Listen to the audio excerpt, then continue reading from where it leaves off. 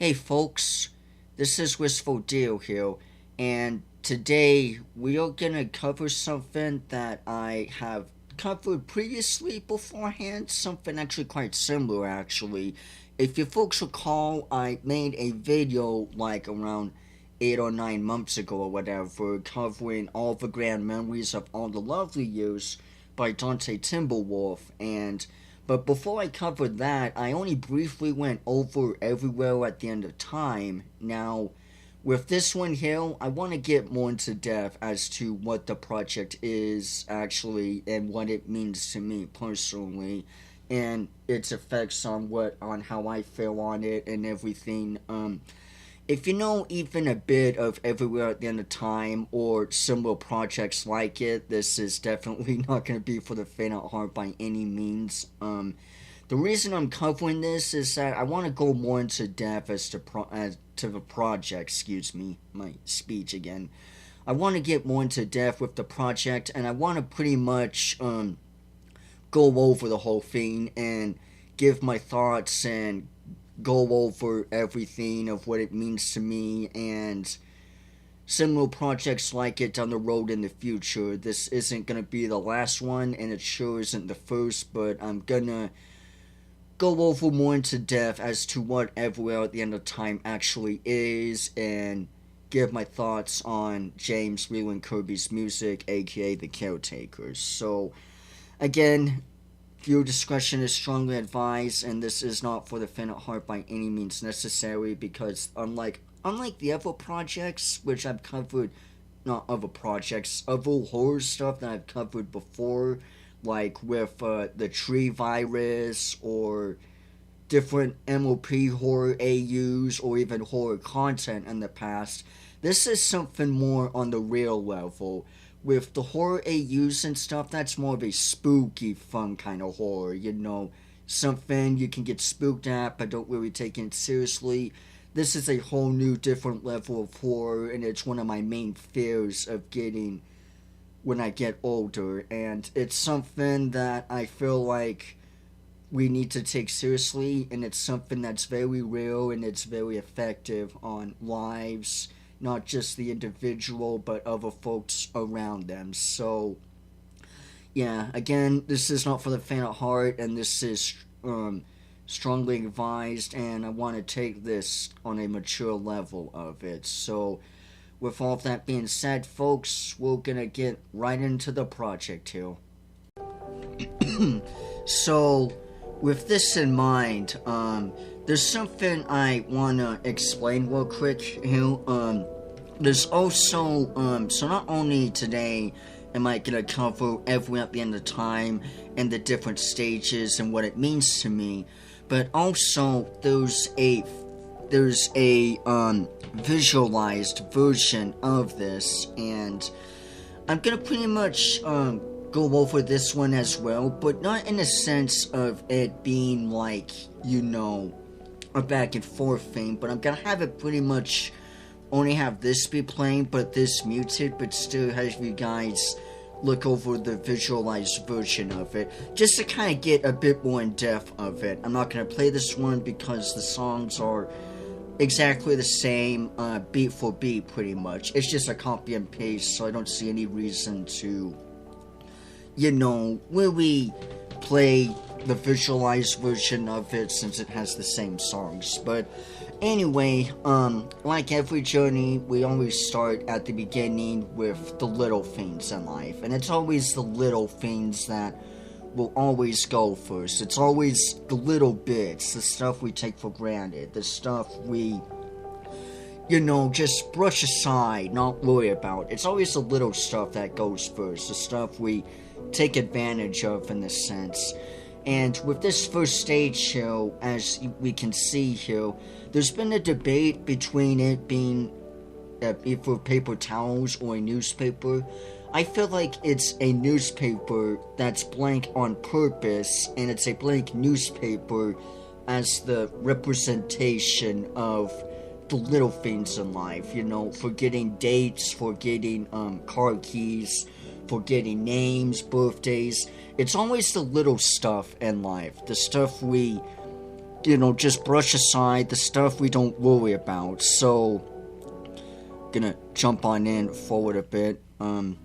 And normally in stage 1, the songs are roughly, perfectly fine. Everything's fine, everything's mainly okay and everything. You can hear all the instruments, you can pretty much understand the music fully and everything or two. And with the visualized version of it, I find very interesting because it makes you have a bigger picture of it overall. And I feel like this is really intriguing to me with Caretaker's music and what he's done excuse me, what he's done before and everything here too. Also credit to this one here for doing the visualized version of it. But yeah, I just really love this one too as well because it's really well done. And you folks are going to see as we go later on down the road, you're going to start to see everything of its impacts and everything here too. So, with Caretaker's music, pretty much, what he does with his music is that it gives you a sense of feeling old. It gives you the sense that you're looking back on something from long ago, and it's something you look back on and fondly on. And as you look over at these images and this visualized version, everything here too, it's definitely something that's maybe not frame by frame completely the same as you remember, but it is something that you still look back on fondly. And the scary thing about dementia is taking all of that away. But we're at a point where everything's mainly fine and everything's perfectly good. Everything's mainly fine and everything. There's nothing to really worry about. But then again, it's always the little things in life that we take advantage of. It's always the little bits that we brush aside, and everything's mainly fine. So, with stage 1, I feel it's something very nice, but again, it's something eerie, especially when you add it in all together. So, stage 1, I feel, is something that's overall pretty good, and it's an unsettling feeling as we go later on down the road. So, with all of that being said and out of the way, as we continue along, things will gradually deteriorate. So, with all of that being said, folks, we're gonna jump on into stage 2. So here we are with stage 2, folks, and stage 2 has a significant difference compared to stage 1, and I feel like stage 2 is honestly the most depressing. Unlike the other stages and everything, even with stage 3 and even with the post-awareness, nothing's more painful to me than the realization of not only something's wrong, but knowing what's of to come, and that you're completely, utterly powerless to do anything about it. So not only is the music much more sadder, much more down and everything, but it's depressing of knowing of what's to come, and the factor of the face that not only are you powerless to stop it, but the inevitable of knowing your end before you can face it, knowing that everything that you're working towards, the things that make you happy in life, the things that are joyful and everything, are just slowly and utterly gently being peeled away right before you, and whatever it takes, and that you can't do anything about it. It's extremely depressing and very sad alone.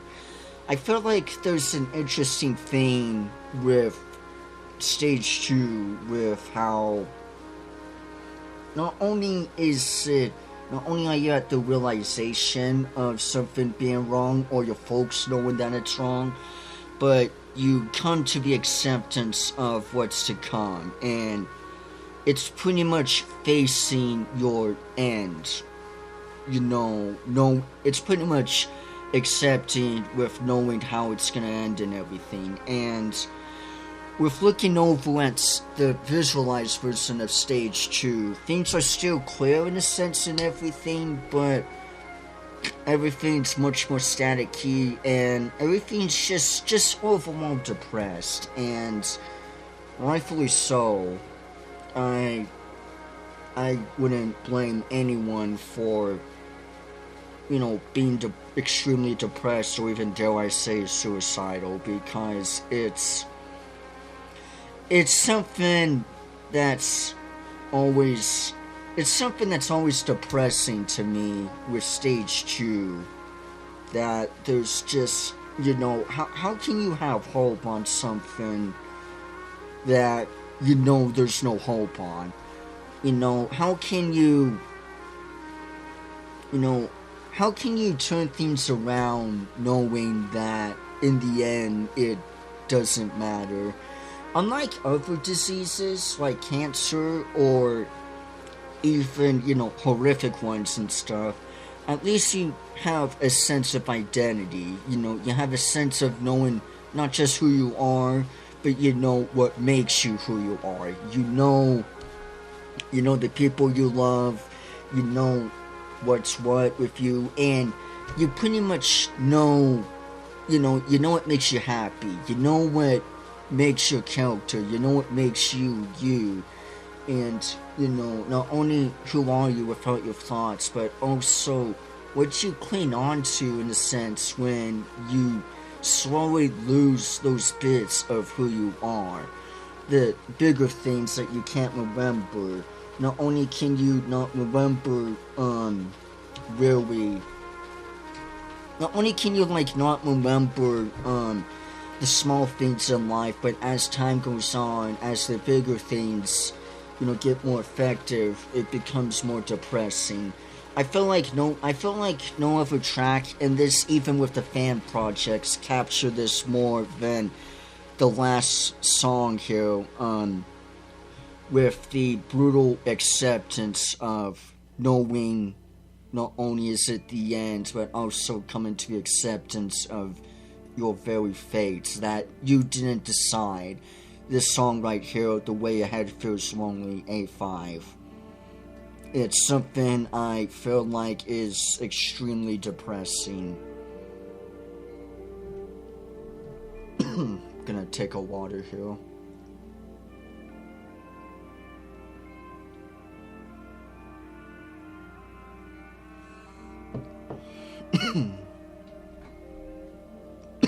Excuse me. But yeah, it's just overall extremely depressing to me, because I feel like it's the ultimate inevitable of not only what's to come, but knowing what's gonna happen. There's nothing more painful than not just getting diagnosed with Alzheimer's or dementia, but also the brutal acceptance of it. The coming to sealed of your fate, that there's nothing you can do about it, and that your fate's been utterly sealed. Everything that you're working towards, everything that you're finding joy in life, everything that you're pushing yourself towards is utterly being burned away before you, and you can't do anything about it whatsoever. You're completely powerless, and there's nothing more painful than the acceptance of it. Not just the realization, but the acceptance of it. And as we can see here with the cover too as well, it's a pot of flowers, but everything is sad and everything's degraded. Even the pot looks like a skeleton in a sense, but it's pretty much the deterioration of things deteriorating, not just with time, but also with quality. And it's how dementia works, and nothing's more scary or more terrifying than accepting of what's to come. So, with all that being said and out of the way, folks, I think we can move on over to stage 3. Stage 3, I feel, is the ultimate bridge between the aware and the post-aware. It's, well, the last fragments of, true clarity, or if anything making any sense finally comes to a close. It's the bridge here of when even the simplest of things, the tiny little bits make sense, but even, it's only the little bits in life now that not only are making sense in a bit, but it's the only thing we can cling on to. Because as we look at the bigger things, let me turn this down, but as we look at the bigger things and everything here too, we start to lose bits and pieces of who we are. And that's what's utterly most scary to me, again with dementia.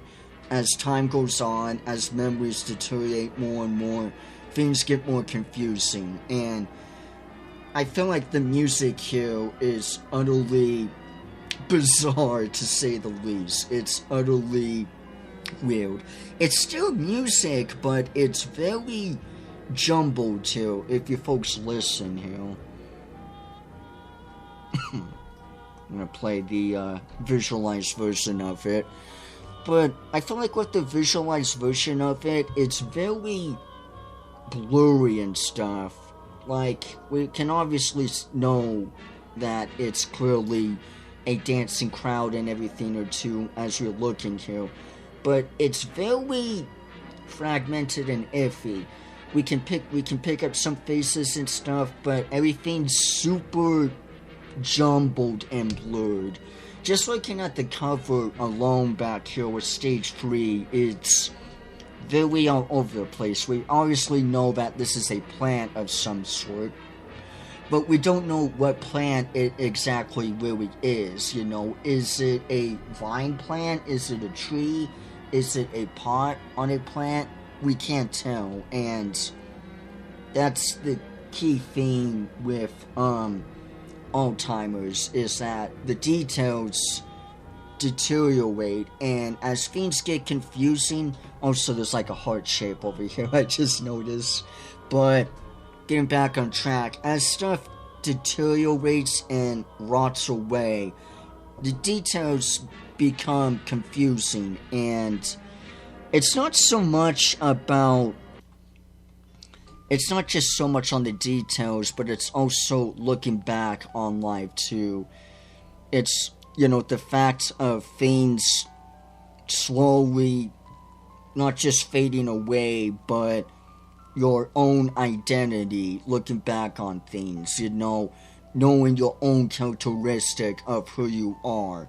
Dementia slowly and utterly takes that away. It takes away bits and pieces of who you are, and when someone tries to remind you of who you are or give you detail of who you are as a person and stuff, it's like having a puzzle, for instance, okay? And the puzzle, not only do the puzzle little pieces themselves change, but as you try to fit shapes into the similar shape, they don't fit in anymore. It's like to say, for instance, that we obviously know what a circle is, right? I'm going into the basics to kind of give you folks the basic idea. So we all know what a circle is. Yes, we know what a square is. We know what a triangle is, yada yada, a circle, blah blah blah. That's a no-brainer. Now try to picture a square being a triangle. Now, obviously, in life, we know what a square is, we know what a triangle is. Now, dementia to me is like someone saying a circle, quote, a circle goes in where the square is, as an example. Or you take a square, a circle, my vitamins here, say a square, a circle here, goes in here. But what they pointed at is a square. Now, of course, that doesn't make sense to me, but it's like the person that's trying to show you is convinced that the circle goes in the square. Now, obviously, that doesn't make sense to us, but going through the minds of a dementia patient, that's the way I kind of picture it. The fact of what we know as an individual slowly not only fade away and stuff, but the people around you convinced on something where the pieces don't add up and stuff gets confusing. Being convinced by, others in a sense, or even with you for that matter, more so greater, is that you're convinced that a circle goes in a square, but that still doesn't answer the question as to why it doesn't fit. Obviously, outside of us, obviously with me, you and everything, we know that's not the case. But to a dementia patient, this is what it's like. Well, simple things get mixed up and everything, and even though we've been taught all our lives on these tropes and themes and everything or two, the answers that we give ourselves, or rather what our brain can give, not only don't make sense, but the answers that the others try to give also don't make sense and fit in. Our brain tries to, as time goes on, especially with dementia patients and everything, our brain will intentionally give in answers to something to try to make sense of the world that we live in. Obviously, I know who I am. You folks watching this video know who you are. And as stuff gets ripped away and stuff, as things start to fade away from all of who we are and everything, our brain tries to fill in the blanks of the answers. And even though our brain can't really understand exactly what the answers may mean or who we are, our brain still automatically tries to fill in the blanks. And as the little things fade away, we can only sink in deeper and deeper until we reach a little breaking point right before our very eyes.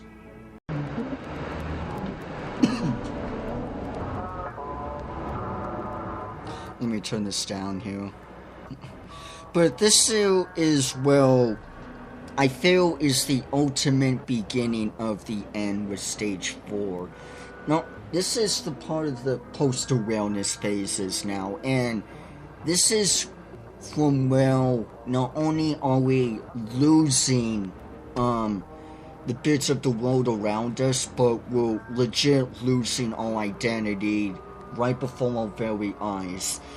Compared to before, well, the things that make sense around us start to lose, but we majorly forget of who we are as an individual. This is the painful point to where, and this is the brutal shit too that we get into.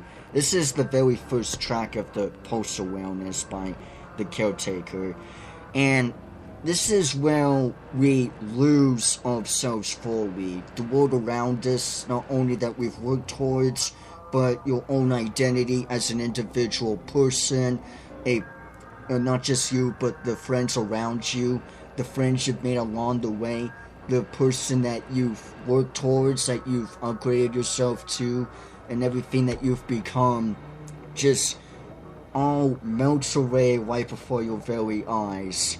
Who are you without your thoughts?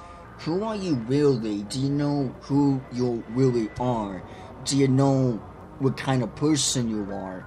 Do you know, do you know, I don't want to say gender, but, just the bits of you as a person melt away. There's still fragments of yourself here and there, but I feel like post-awareness is something that it's very heavy here. And this is what I mainly got into with my viewer discretion, because this is something that's not meant to be taken lightly, but as we listen here, as you listen here, it's something not only jumbled and all over the place, but it's something that's very hard to make out and everything here. Obviously, with this cover here, we know that it's some form of a woman, but the little details in life become such a blur to us that we cannot no longer recognize who this she even is. Is this your mother, your daughter, your cousin, a spouse, you yourself? Who the hell knows? Because we can no longer, not only can we not pick up of what's going on around us, but also everything is fading away here. Here's the visualized version of it, and as we look in here, not only is everything very heavy, static and everything, but we cannot no longer understand what the hell's even going on here. I feel like with folks, when they say something that like, when I talk about dementia and stuff, and some of my friends say, oh, just forget you have dementia, then you won't worry about it and everything. Like that's some kind of cure and everything or two, in a sense, when really it's not. I feel like when you forget, to an extent like this, it's mostly on the fact that not only can you not pick up on things, but the answers that try to fill in don't make sense as well.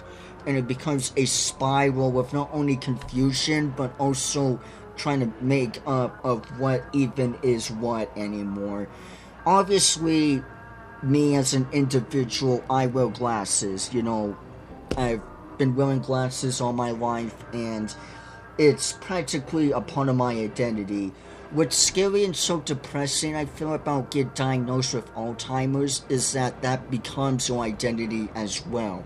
Not only are you, not only is the storm coming towards you, but you as an individual are part of the storm. You know, facing the storm and facing bits of this horrific thing of losing yourself is now part of your identity. Why, yes, it doesn't have to be directly you. It still is chained to you to an extent to, well, it's something that it's practically not only framed on you, but it's chained to you like a tree. A new branch forms in a tree, and that tree is something, that branch is something very ugly, and it's just one of those things that you have to accept and embrace. That's what I feel is like the ultimate message in D5 with The Way Ahead Feels Lonely. It's the, not only the acceptance of what's to come, but also the acceptance that is now a part of you. The storm and this horrific thing that we're facing is essentially a part of you. And obviously, getting back to with the glasses thing and stuff, it's obvious that I wear glasses. I am autistic. I do have a learning disability. I've said that before, my All the Grand Memories of All the Lovely Years video. You know, that's fact. Not only is that fact, but that's logic. You know, that's a part of me. It's a part of who I am. But with dementia and stuff, just saying, just forget you have dementia, or when you forget, there'll be a no-brainer. Okay, I may forget I have dementia, but that still doesn't answer the question as to why is everything so confusing. I could take off my glasses here, for instance, and okay, I don't wear glasses anymore. Okay, I forget I wear glasses. Okay, but that still doesn't answer the question as to why I can't see things so well. Now, obviously, as the nursing or caregivers or whatever may give you the answer, may give me the answer, hey, you wear glasses. But with that detail that comes to me, the answer is no to me. Even though I know that I wear glasses, but I still can't see. So I still try to come up with an answer in myself as to why I can't see very well. Obviously, even if the answer is in front of us, that still doesn't mean we can't. Even though the answer may be in front of us, that still doesn't mean that we can't answer anymore as to what that answer is. Just because we have the answer doesn't mean they have the answer, you know. But that still becomes all the more irritating to me with folks when someone says I wear glasses, But since that gap no longer is there to me, since that answer to me is no longer there, that still doesn't answer my question. It may answer your question or others' questions, obviously, to wear glasses, but to a dementia patient and to someone like me going back with the whole glasses thing, it still doesn't answer my question as to why I can't. Even if we have the answer, that doesn't mean I have the answer, and so therefore it still becomes an irritating thing here. And so with that puzzle piece, going back with the shapes and everything or two no longer fitting in and stuff, that still doesn't fully mean that it's my answer to fully get and everything or two. I hope with this logic here and with my explaining is understanding to you folks here, because that's my critique on it. Me forgetting that I have a learning disability. Obviously I have the answer now. I obviously know what the learning disability is. I know what that means. I'm autistic. I know what that means. But as we continue along and everything here too, those answers, those Q&As no longer exist. And so again, with the brain making sense of things, our brain reaches over to make the simplest of answer as things deteriorate around us. And as stuff gets more confusing with time, as I can't understand why I still can't see very well, the answer may eventually come down to me just saying, oh, I just have poor eyesight, or I've been born with bad eyes. And in reality, that may be the case or true in everything, that, that doesn't fully answer, why I can't see very well. So we come to a conclusion to what we best can come to the conclusion to, even if previously we had the answer or knowledge of what's what. Dementia slowly takes that away. It slowly rips that away in a bit and everything here too. I wanna show you guys something here real quick. Actually, kind of two things real quick before we move on to the other stages here. But I think there is a point. Actually, let me go into the comments. There's a point where it's called the Hell Sirens. Let me see if I can find it in the comments here. There she is. So with this here, let me play here. Yeah, with this here, it just comes briefly here, and this is the idea of either a very bad memory or a PTSD moment where you remember something very scary or something very bad here. I'm not gonna show over in the visualized version. I'm just gonna let this play out in here as it is. So yeah, again, strong fair warning here. So with this here is pretty much the idea of the patient looking back on a war or something very traumatic or traumatizing here. And as we listen here to this, your folks will understand too with what we're going into. I'm gonna take a sip of water here.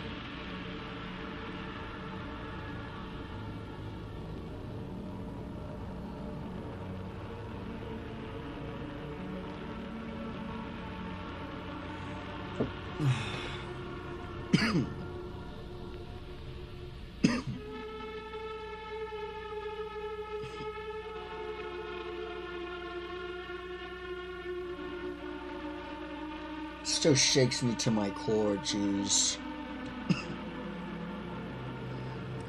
But yeah, that's pretty much, and I haven't seen this before, even with the other fan projects, of something like this, of a super traumatic experience.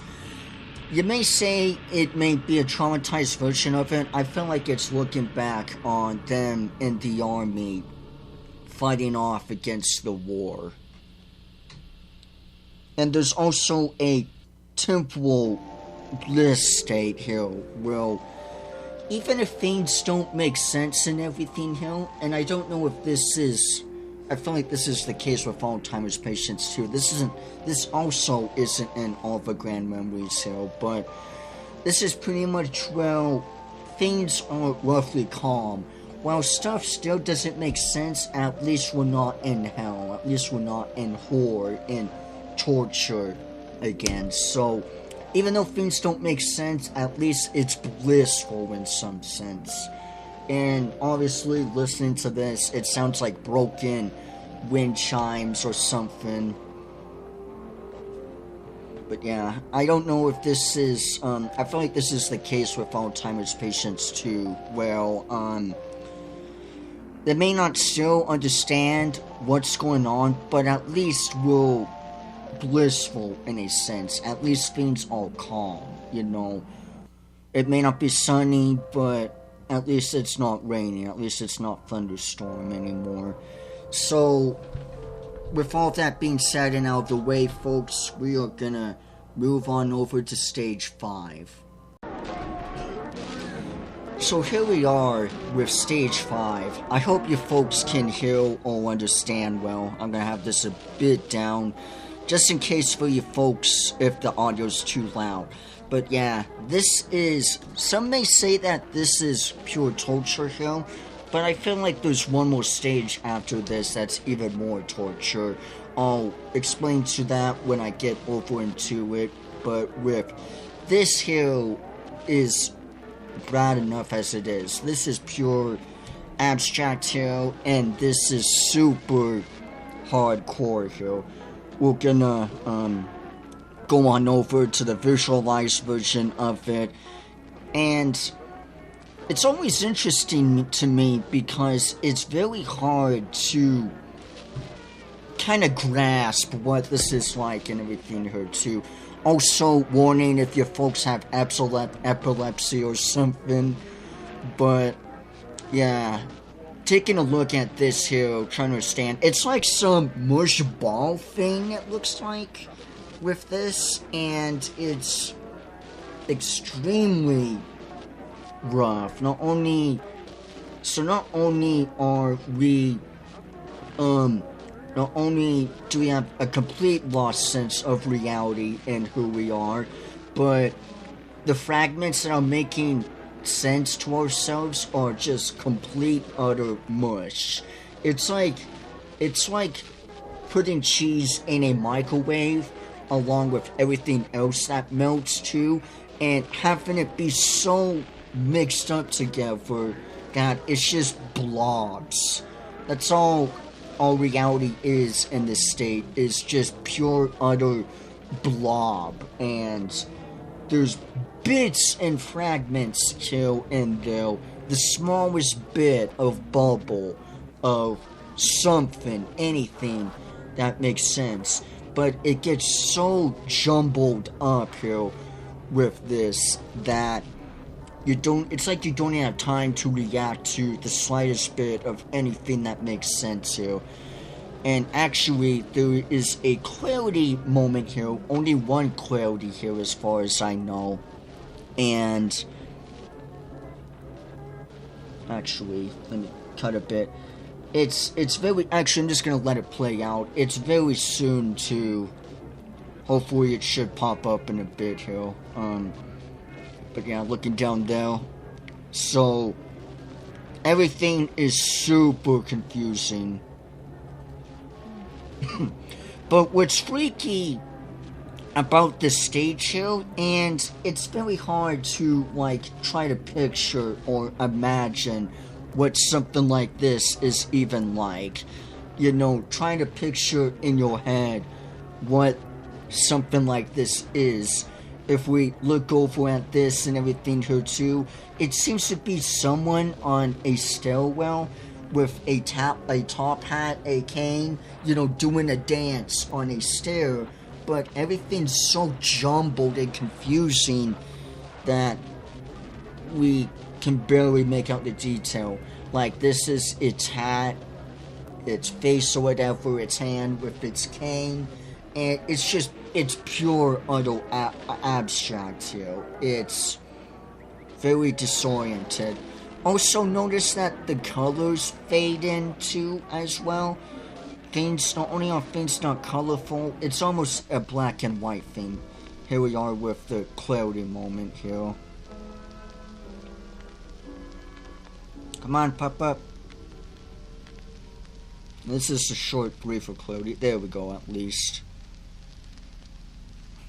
And this is freaky too, as...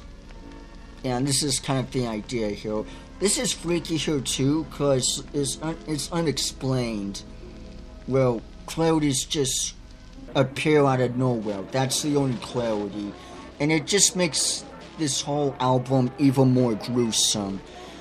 You know, we go from, you know, old memories looking back on to, you know, depressing, to things barely making sense, to confusion, to just pure abstract, and then all of a sudden a clarity moment pops up. You know, it's not full clear, but a clarity just pops up. Well, and I don't know if it's something to look back on, or if it's something to that you just wake up all of a sudden for a brief moment here.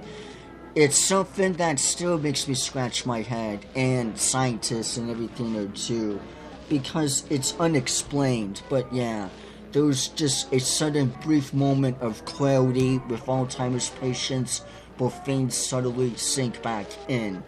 And it's weird too, because when clarity does happen, in a sense, you'll say something completely, utterly appropriate at that time too. Like with this here, obviously, you're just like this. In a sense, you know, you're spacing off completely. You don't know what the hell's what. But like all of a sudden, it's like my friend hands over a glass of water. Oh, what is this? But it's like suddenly my friend hands over a glass of water, and I'll say thanks and take a sip.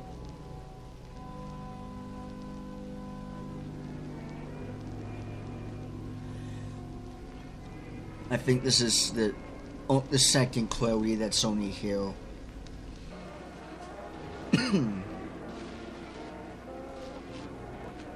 But yeah.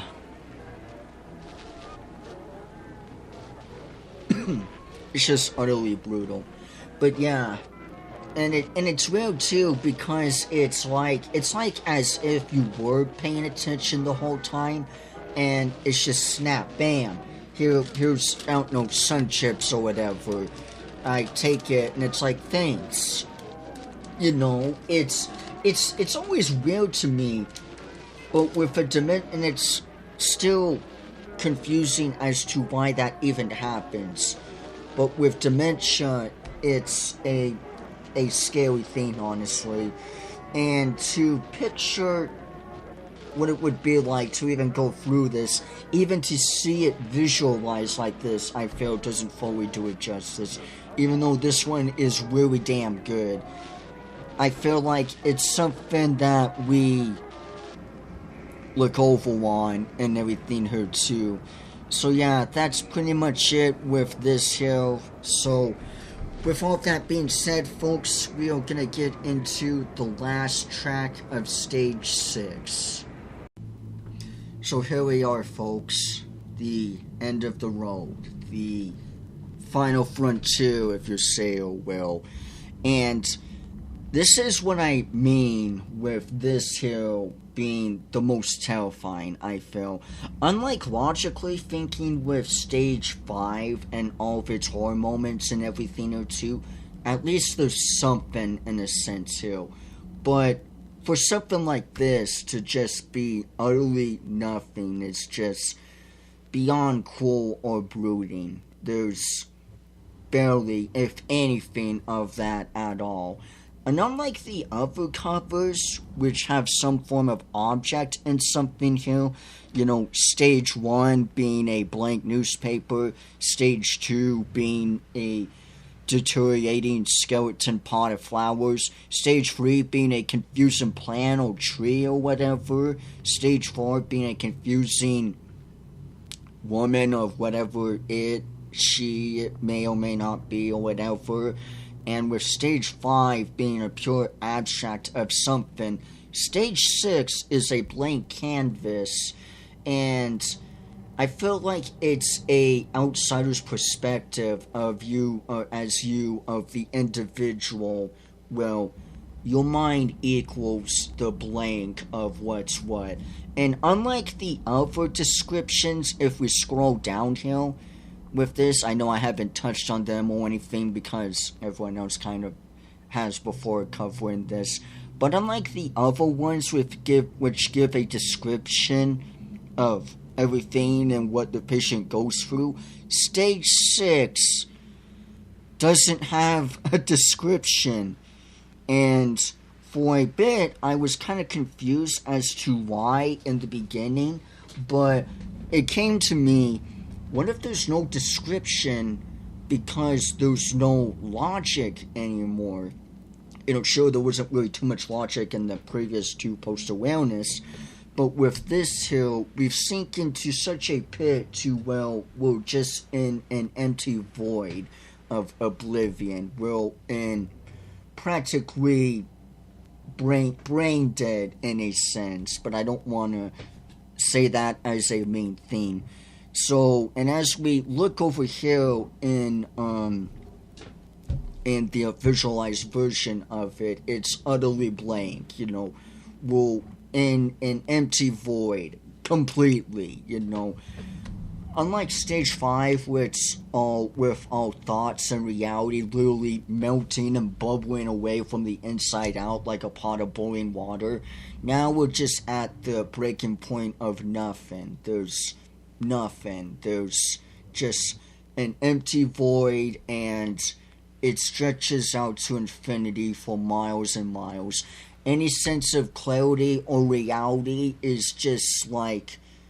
Any sense of clarity or reality is like, to me, looking at a small cloud over the horizon, trying to look at a beacon of light in a vast mountain that's vast over the horizon. Everything's so far gone and everything's so far distant from each other that trying to reach it is like trying to send a flare in an ocean of darkness. Everything's just utterly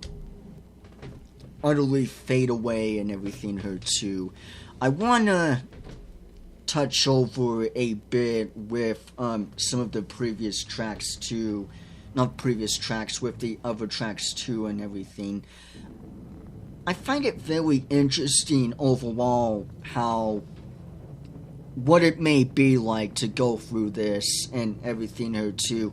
It's very hard to picture or to even kind of comprehend what it's like to go through the minds of a dementia patient. To understand something that not only do we not have too much detail on, but to try to picture that and put into a frame of something is something I feel is not only utterly hard to do, but seemingly kind of impossible.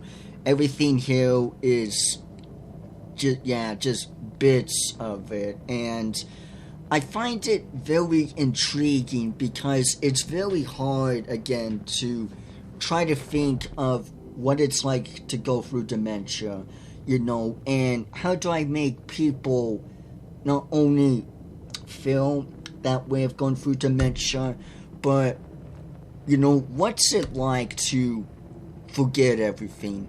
What's it like to lose everything? What's it really like to get to such a burning point to, well, you're just in this state, well, there's nothing, and everything's so far away, and you're utterly in an empty void. Hell, you don't even know if you're even alive or not in this, because we've pretty much gone to such an extent of forgetting things to such an extreme to, well, we can no longer not only recognize the simplest of things around us, but you don't even know what you are. Are you just a simple blank in an ocean? Are you even anything at all? The thing that I feel like with this stage here is that it represents not only the mind, but your identity as an individual person. Not only, you're not just a part of the void, you are the void. This tape here, that looks like it was taken off from a wall of a blank canvas, this tape here is utterly kind of useless in a sense. It's only to frame your mind. But the issue is that your mind here in this little square here only measures pretty much what's already measured, and so your mind pretty much sinks in with the void of oblivion. You're not just a part of the oblivion, you are the oblivion. You're pretty much nothing. You don't even know if you're something or anything, and you're just lay in this utter outer space of nothing. You can't tell any detail if you're too hot or too cold, if you're hurt or not. Hell, you don't even know what reality is in this state. You don't even know if you're even alive or not, because everything's just such a void. You know, we don't know. We can't know for certain. But there's a last point that I want to get into here, and I only want to showcase it here with this here. Again, with these tracks here and with this here, it's the copy and paste of the same,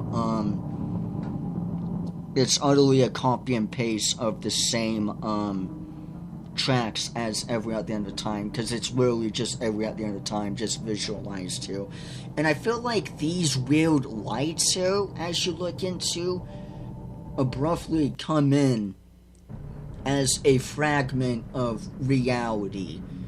I don't know what this darkness thing is here, but these other lights that fade in briefly through this thick fog of oblivion, of darkness, is like some fragment of whatever. But what I want to showcase here is the ending to all of this, the ending to this journey here, and it starts with this right here, these last final few minutes here. You folks are gonna see it here, hopefully.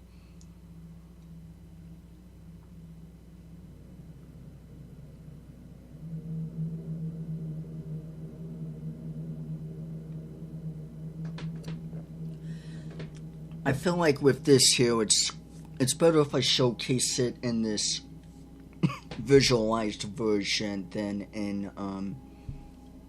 if I did with just the cover here. I feel like this right here does it more justice. So sometimes, most of the time, we will sink in to just nothing. But there's rare few cases, just like this one here, as we're watching this, there's few cases where not only will bliss show up, but also, you know, clarity in this sense. It's called terminal lucidity. Now, it's extremely rare, but I feel like it's one of the greatest gifts that God or the universe, whatever it may be, or even unscientifically can happen to a dementia patient, where all of a sudden there'll just be this. And I feel like it's one of the most amazing things to happen personally. If only it was a set in stone thing. Well, you getting Alzheimer's, you get terminal lucidity, but I explained before that that's not the case, and I feel like that's what misleads with a lot of these projects and stuff, is that it gets you that thinking idea of a set in stone thing, when in reality, this isn't a set in stone thing. This is more of a 1 in a million chance, a 1 in a grace chance that beauty just, for unexplainable reason, excuse me, comes out like this. And in the darkness of oblivion, there'll be some times where light just shines through like this, and things start to make sense again. Things start to clear up again. We learn stuff again. You resurrect again. Things understand again. But utterly, as things start to make sense again, as things become clear, depressingly enough, there isn't too much time left for us. But at least we enjoy the ride while it lasts. And at least we understand of what's going on here. There's one last track here with this, and this may be quite a shocker to you folks. It was definitely a shocker to me.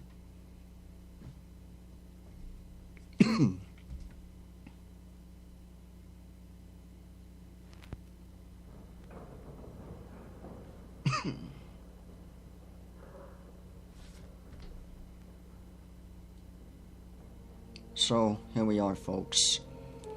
And folks may say this is terminal lucidity. I feel like back then it was terminal lucidity, but whatever. Now, folks may say, others may get the idea that this is, let me turn it up a bit.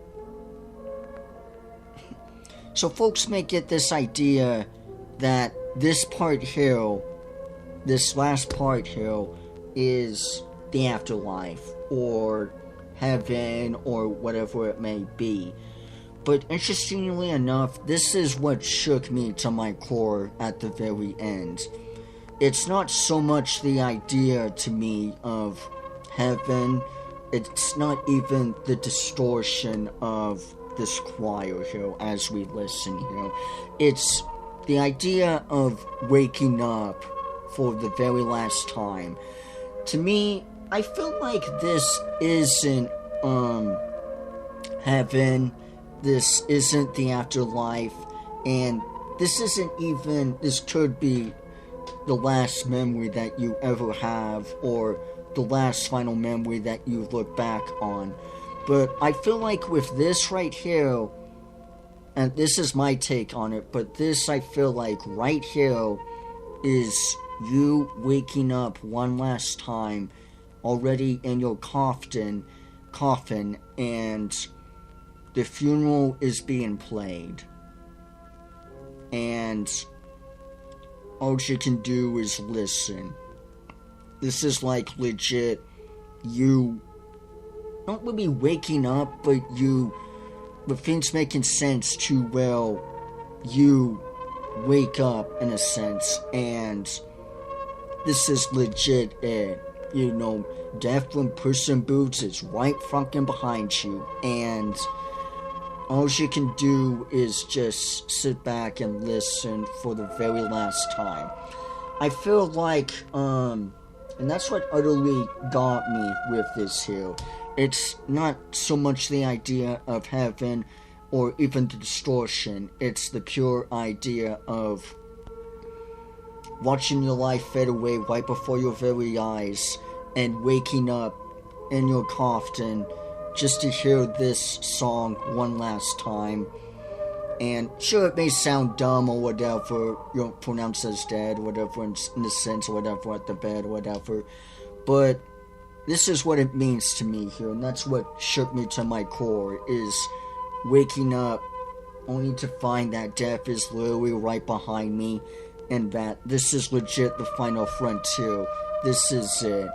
The memories that you hold together, everything you've faced in life, everything that you've done in life, everything that you've worked towards, the love, the hate, the joy, the sadness, everything you've worked towards, you've pushed towards, and everything. This is legit it here. And you're now finally right here. It doesn't matter if there's heaven or hell, if there's an afterlife or not. All you know is that your last final moments here is legit right here. and all you can do is just listen to the choir of your funeral. It's not the same, but it might as well be Angels Hill in a sense with this. With the bells and everything. It's literally beautiful, and it's horrifying that's what's most horrifying to me, is the idea of waking up one day only to find that you're right there, that death is right next to you, and all you can do is just sit back and listen to a song one last time, and you just sit back and just take in everything as your place in the world fades away, as we come to the close, as the book closes, as the candle finally gives out and burns out. This is utterly it. You're right here, and it's right now, and finally you come to the close of your entire life. This is followed by 1 whole minute of silence here with this project, and it's the grieving of the patient. I think on my friends, my future family, or whatever, cousins, whatever, all in their heads crying softly or loudly or whatever, as you sit there, lay there on your coffin, taking in, everything before finally your eventual death of yourself and the journey that you've been through with this whole disease.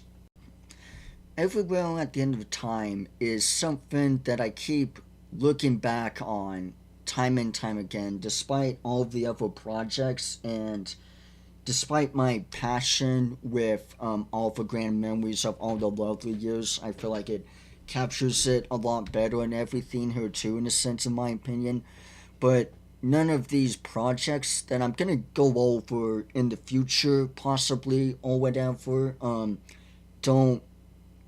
wouldn't be here if it weren't for this here by James Lewin Kirby. And it's something that's impacted me on my life, and the greatest lesson that Everywhere at the End of Time and others similar to it, I feel, gives is to not take things for granted in life, Even the bad memories here, I feel like it's overall better to have bad memories than to have no memories at all. To be to an extent of confusion and things rotting away right before your very eyes of your very identity is utterly more brutal than any form of torture physically that I can imagine. Even, yes, there's some traumatic PTSDs in life. We all have bad memories. We all have a rough day, or even a complete utter shit day we purposefully want to forget. I'm not saying that to trigger anyone. I don't want to bring you guys to any flashbacks that you personally may or may not have or whatever, but I want you folks to understand, obviously, we all have bad days, right? We all have days we want to forget or wish to forget. We all have something we want to let go of, but dementia lets go of everything that you hold dear, and it's not just the bad stuff that you let go on, it's also the good stuff, the stuff that you learn in life, the stuff that you take joy in, the stuff you're passionate about, the stuff you love, the stuff you crave. Dementia takes everything away, whether it's through good or bad. And I feel like even though projects, sure, they may have done it better than Everywhere at the End of Time, even though, yeah, kind of looking back on it now, it's very kind of cookie cutter in a sense, very basic.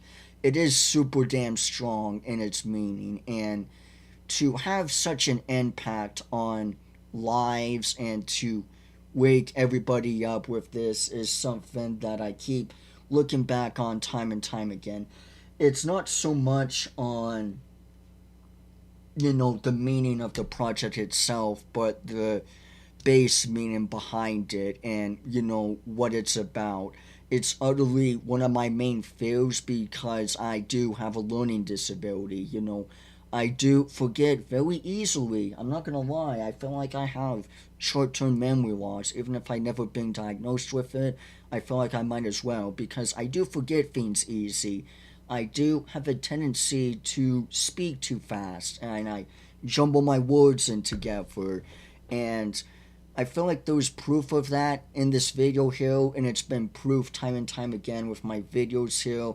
I'm not the greatest reader. I'm not the greatest speller. There's many things I'm not great on. I'm not even great on explaining. I hope I'm good at explaining on this here with this subject too. I really hope I am. But what I overall want you folks to take away from this is that to not don't take the little things for granted, and yeah, life sucks and everything. There's always something that's gonna suck in life. It's gonna happen.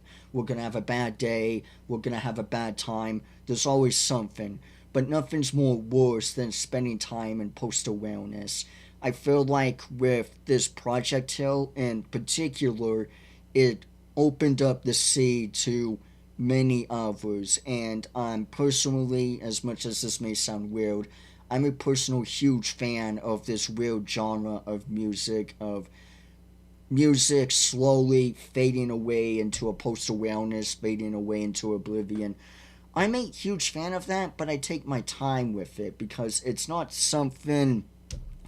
It may sound weird to consider it music because it's not really kind of music once you get into the post-awareness abstract stuff, but it's something that I grown a real passion about, and it's something I love looking over, but I take my time with it and I take it slow because this isn't something to really look on here. It's something you can, but it's something you kind of need to understand and go into depth and everything too.